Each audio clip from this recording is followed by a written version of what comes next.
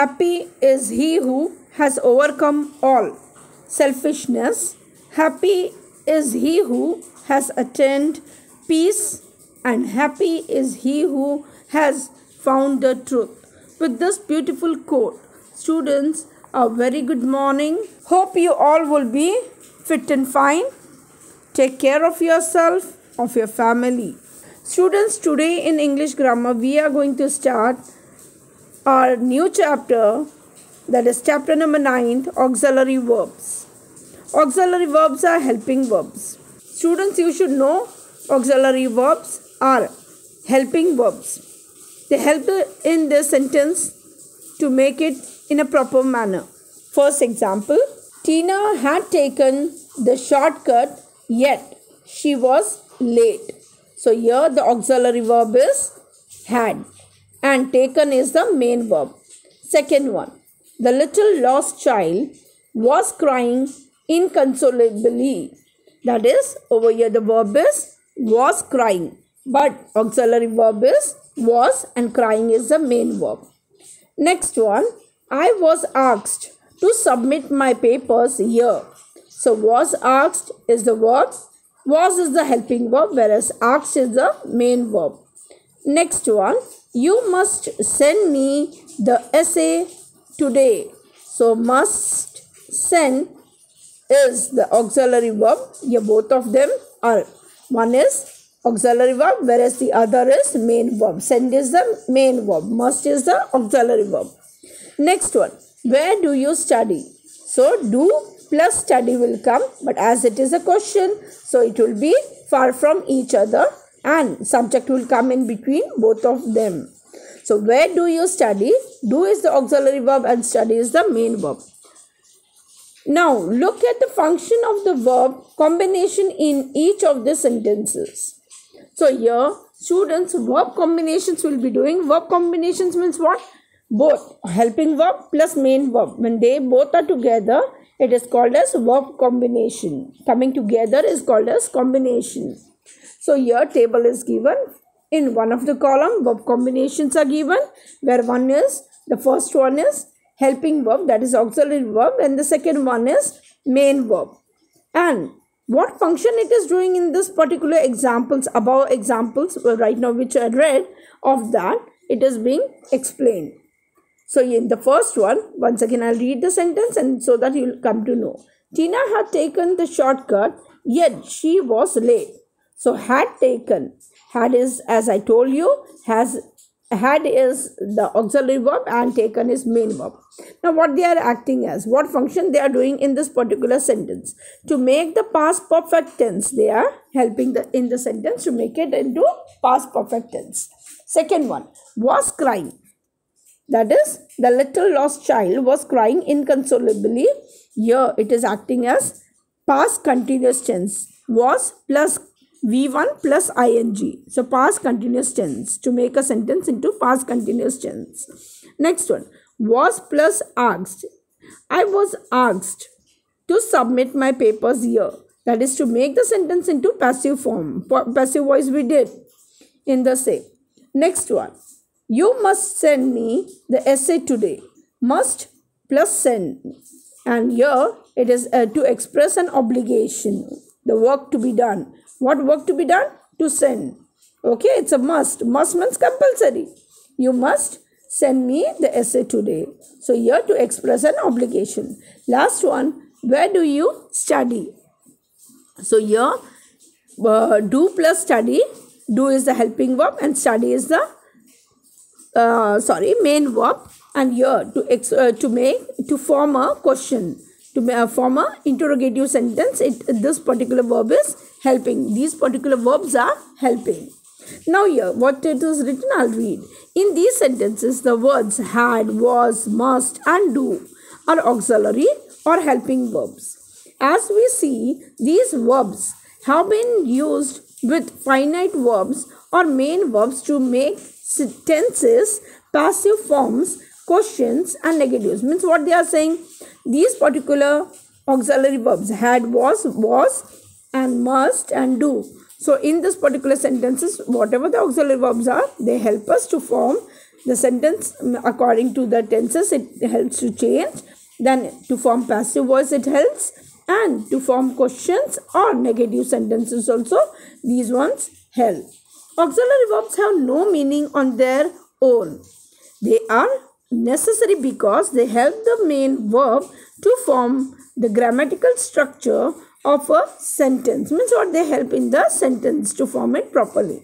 But they do not tell us very much alone. Means if I ask the meaning of was. So what is was? What is the meaning of was?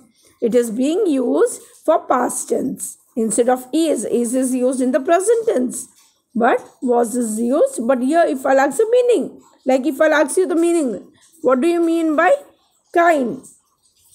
What do you mean by happy? So these words would be having meaning, but is and was, they help in sentences. Going further, auxiliary verbs, however, have several very important functions. Now, what are the important functions they do? First one is to form questions. Second one, to form short answers. Third one, to avoid repetitions. Fourth one, to form question tags. Now, in detail, we'll go. To form questions. This is the first rule. For what they are helping? First one is to form questions. Auxiliary verbs change places with the subject to form questions. Let's see how. This is taking too long. So, if you want to form a question, this is given in the sentence, then you'll make it is this. You'll interchange the position. Is this taking too long? Next one, I can help you. So, how you'll form it into question? I can help you. Can I help you? You'll turn I into the second position and that helping verb into first position. You'll interchange the position. Can I help you? Third one, I have had lunch. So, have you had lunch? So, here the positions will enter. But here what it is done? Over here instead of I, we'll be using you. I have had lunch. So, in the question you'll make, have you had lunch? So, you'll get the answer, I have had lunch. Next rule, to form short answers. Auxiliary verbs help to form short responses. From such responses, the main verb is omitted and its meaning is implied. Implied means understood. Let's see how. Can you help me clean this room? So, how you'll form? If I'm asking you, can you help me to clean this room? It can be too clean also, it is understood. So, here, yes, I can, or no, I can't. So, instead of making a big sentence like, yes, I can help you clean the room, you just make it into short, yes, I can. So, auxiliary verbs are used to make a sentence, that is a statement sentence or a declarative sentence, into short forms. Next one example, will you be here on time? So, your answer will be, yes, I will. We won't be saying, yes, I will be here on time. Instead of using such a big long sentence, we'll be making it into short. Yes, I will. Next rule is to avoid repetition. We use auxiliary verbs to avoid repetition. Here one sentence is given. Bring all that you can. Students, we can make this particular sentence by writing bring all that you can bring. So, we can say that also. But we are omitting twice bring is written. So, we'll omit that last bring and we'll just say bring all that you can. Instead of writing again can bring, because it is understood. Next one, if you haven't any idea about the theft, who has? So, here I can, same sentence I can form by increasing the order of words. But we omit. Why? It should not be repeated so. So, here the sentence you can form in this formation also. If you haven't any idea about the theft, who has any idea about the theft? So, instead of writing any idea about the theft twice, we just omit those words and we make it into short. And we say, if you haven't any idea about the theft, who has? And we'll give a question mark. So, rest all any idea about the theft is omitted. Next one, next rule is to form question tags. When we speak, we often use tags to check or reinforce information that we may or may not be sure about. Sometimes we just use them to make a point or to create a dramatic effect. Let's hear what they are saying, students. Auxiliary verbs are also used to help in question tags so that it can give a dramatic effect also. Let's see how. In the exam, you will be getting such examples, and how it will be, I shall read now and I'll explain you. This is a great book. Then a dash will be given and a question mark. So in that dash, you will write what? The answer. That is a question tag. This is a great book, isn't it? Students, one more rule over here follows. That is, if the sentence is positive, your question tag would be negative. That is, the answer would be in negative. And if the sentence is negative, your answer should be positive. So here vice versa, opposite. If the sentence contains negative, the answer positive. And if the sentence contains positive, then the answer should be negative. Let's see how. Here examples are given. This is a great book. This is a positive sentence. Your answer will be, isn't it? You will catch the helping verb from the sentence and you will write it into negative. Next one. You can swim. So answer will be, can't you? They were tired. So weren't they? What is the auxiliary verb in the first one? Is. Second one, can. And third one, were. Now your rule regarding that only, question tag. Let's continue. Usually a positive statement is followed by a negative question tag, and a negative statement by a positive question tag. As I told you, interchanging. If this is negative, then the answer will be positive, and if positive, then negative. As we see, an auxiliary verb is used in every question tag. What is auxiliary verb, students? Is, are, am, was, were, may, might, shall, should. So they are being used, helping verbs.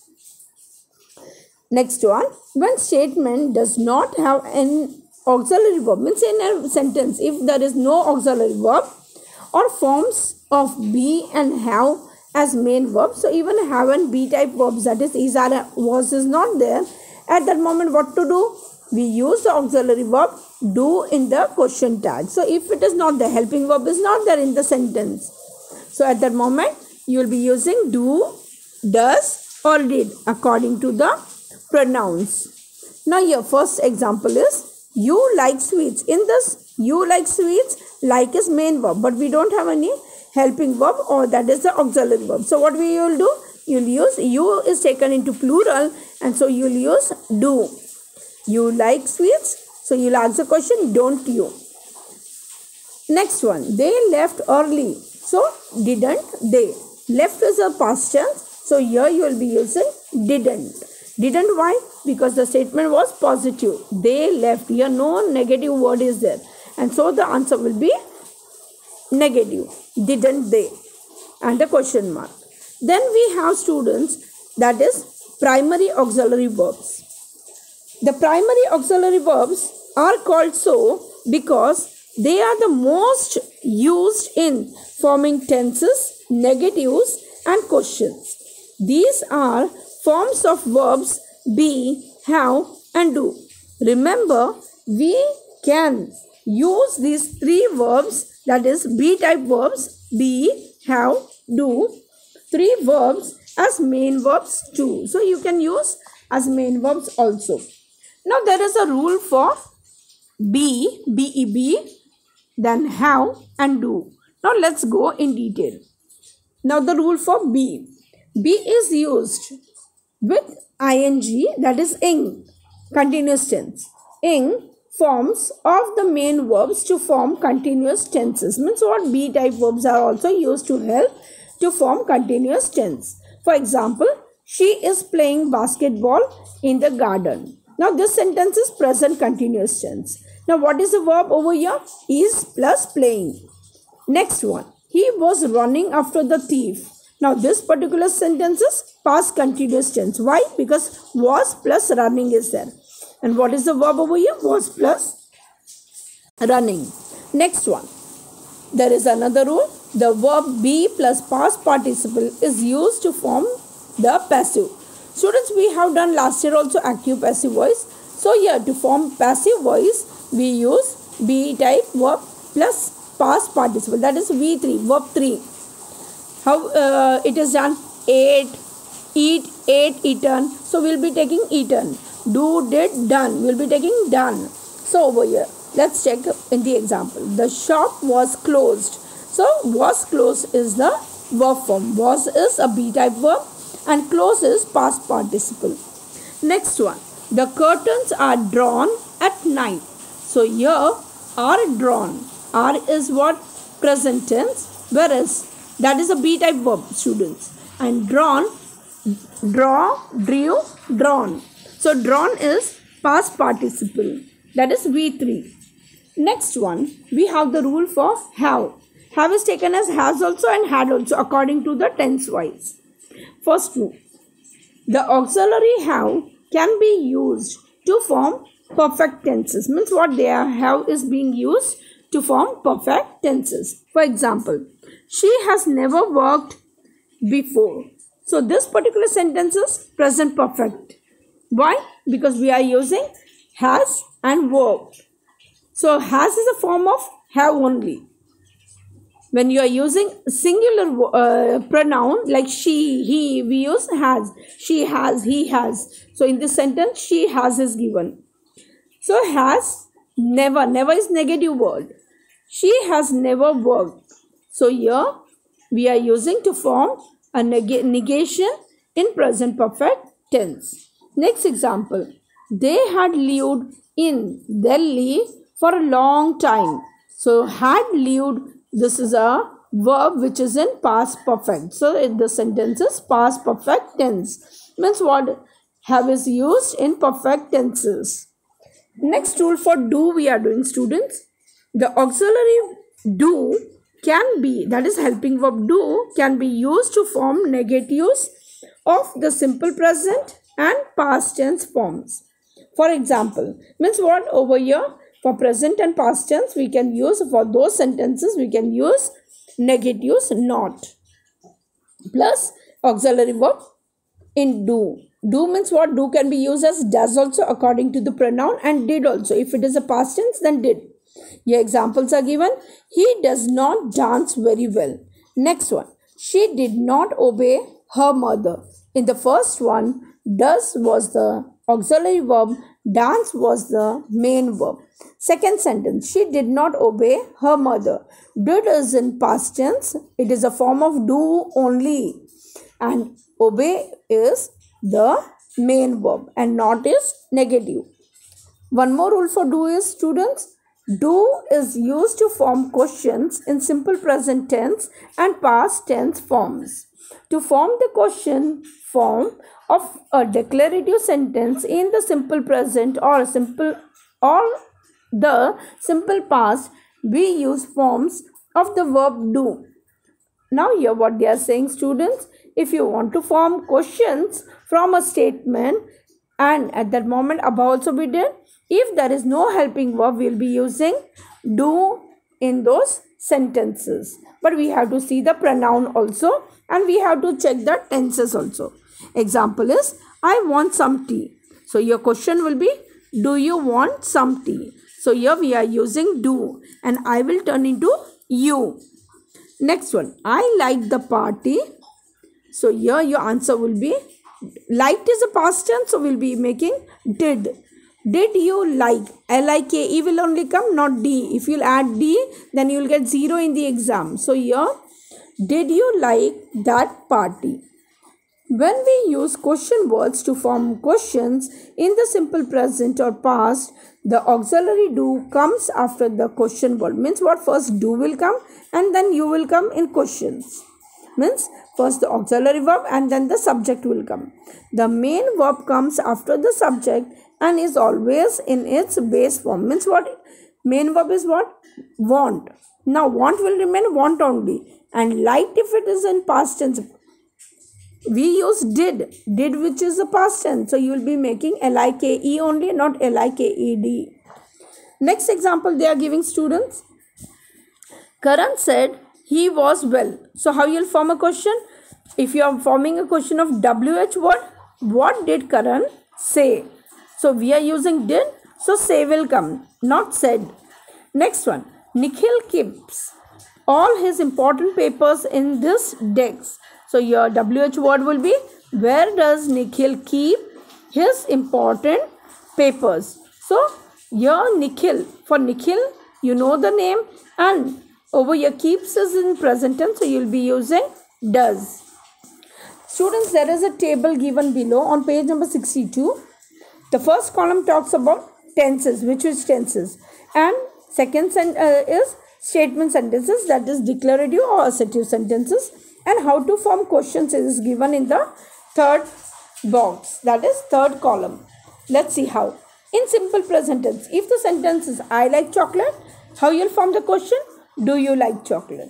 Now if in the tense third person singular in the simple present is given, like example, Navya likes chocolate, you'll ask the question, does Navya like chocolate? Because it is in present tense. Next one, if the sentence is given in simple past, everybody liked the show, your sentence as liked is a past tense, so you'll make it with did. You'll ask the question with did. Did everybody like the show? Next rule, do is used to show emphasis. Emphasis when you're confident at that moment, or when you want to give a stress, yes, I am right. At that moment, do is used to show what? Emphasis. Emphasis that is confident, or you're sure 100%. Let's see. He does seem very tired. By watching him, you can understand. So here you'll be using does. She did perform extremely well on stage. So you can see how good performance she did, and so you are using did. So here to emphasis to say yes, whatever you had seen was the correct thing, and to show that you are using do. In this above sentences we use does and did. That is a form of do only. Now students, we shall study modals or modal auxiliary verbs. Modal auxiliary verbs also are helping verbs. They are used before main verbs to express a range of meanings such as ability, possibility, certainty, suggestion, permission, obligation, and so on. So for what they are used, their modal verbs are used for to show ability, possibility, and over there in such sentences you are going to use helping verb, modal verbs. In almost all cases, the modal verb does not change according to the subject of the sentence. Like auxiliary verbs changes, but modal verbs don't. This means that modal verb need not agree with the subject in number and person. So here, let's go further. On page number 64, students, modal auxiliary verbs include the following. What are they? Can, could, may, might, shall, should, will, would, must. For example, she can solve this problem. Over here, what we are showing? Ability. What she can do? She can solve. So here present ability. Next one. I could. Could is there? So it is a past tense. I could play the piano, but now I have arthritis. So here that person has the arthritis. In arthritis, what happens? Your finger bones pain. Your fingers pain, the bones of the finger. And so you are not able to. But long back, that person used to play. So here I could, past tense it is being used. So here past ability. Next one. May I watch the tennis match on television? So permission is being taken. And here students, you have to note that, remember, may is rather formal. Next one. You might try solving this sum again. So here you are telling to try. Might, and might is used past tense. But it is used for what? Try solving. So here suggestion, or you can give advice. And for that what we can use? Might you can use. Next one. She must have reached home by now. So it's certainty. You are expecting that she must have reached. Next one. Could you get me a glass of water? So here you are requesting. Could you please? So please is not used, but it is understood. So request it is. Next one. you must you must fill out this form. That is a necessity or an obligation. So next part we are having, students, that is auxiliaries, that is other auxiliary verbs with the characteristics of modals. So here, students, we are going to use in this particular section as semi-modals. Let's see, examples are given. Look at these sentences. First one, I will be able to finish this work, this today. So here, be able to is the modal. Next one, so when they are used together, it is called, or it is used together, it is called as semi-modals, students. Or why? Because they are used as phrases. Next one, Karan had to prepare for his test. Over here, had to is there. Next one, we need not, that is needn't, leave so early. So need is a primary modal. Students, you should know this. Next one, everybody ought to follow rules. So here ought to is a modal verb. Don't you dare step out of the house. Over here, dare is also a primary modal. Now here, what they are saying, in these sentences, the italicized words are modal in meaning. What are the italicized words in the above sentences? Be able to, had to, need, ought to, dare. So here what they are saying, in these sentences, the italicized words are modal in meaning, but they do not always behave like modals. Such phrases are called semi-modals.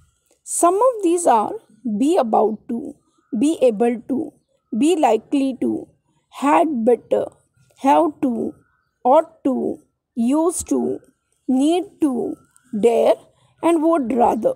So these are the words. What are they? Semi-modals. We have to note one thing, that need and dare are used as primary modals as well.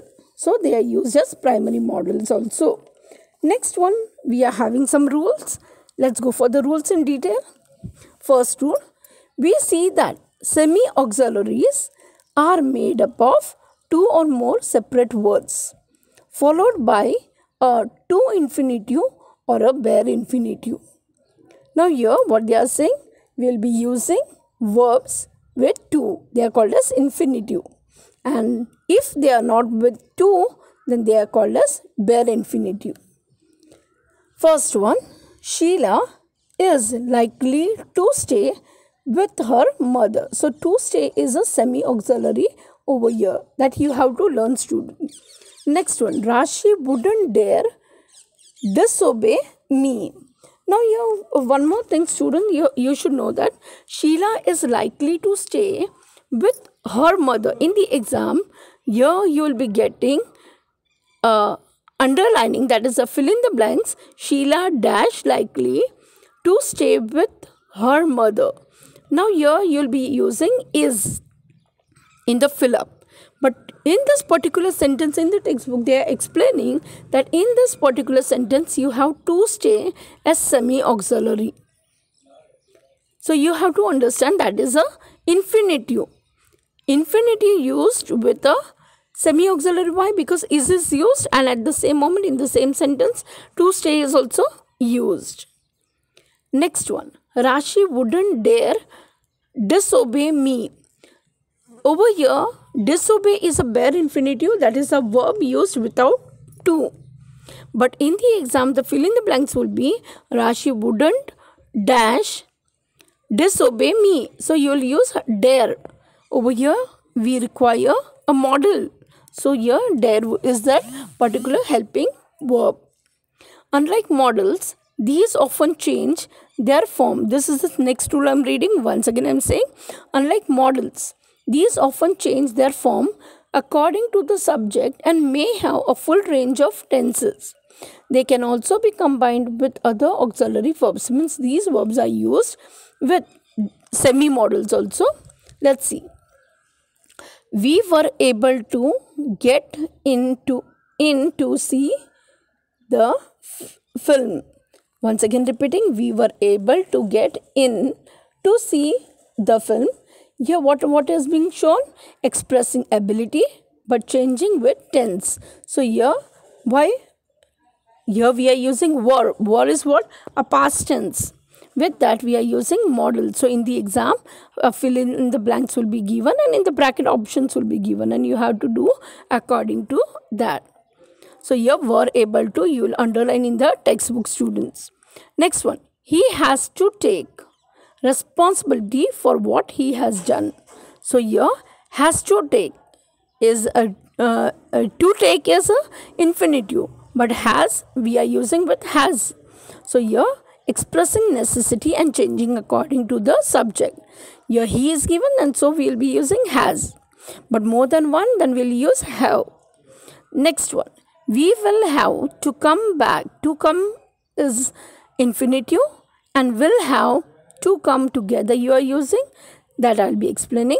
We will have to come back tomorrow. So expressing necessity but taking a modal verb before it. So what is a modal verb over here? Have before to come, and will is also a modal verb only.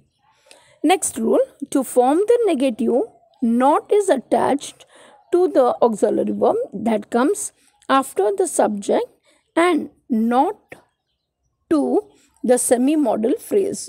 So here modal verb is what? It is being attached to the auxiliary verb. Let's see how. We weren't. So here were plus not is used.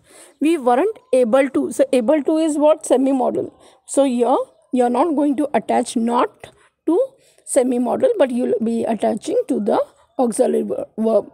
We weren't able to get the tickets for the trip. So with were you will use not.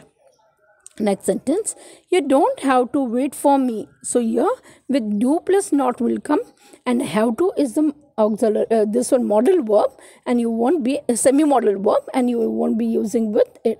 You don't have to wait for me. Next rule, to form questions, the auxiliary verb that comes just after the subject is reversed and not the semi-modal. So what they are saying, weren't you able to get the tickets for the trip? So were is what? Were is an auxiliary verb used to form a question, and with that not will come, and able to will be used in the sentence in a question. Weren't you able to get the tickets for the trip? Second one, do you have to wait for me?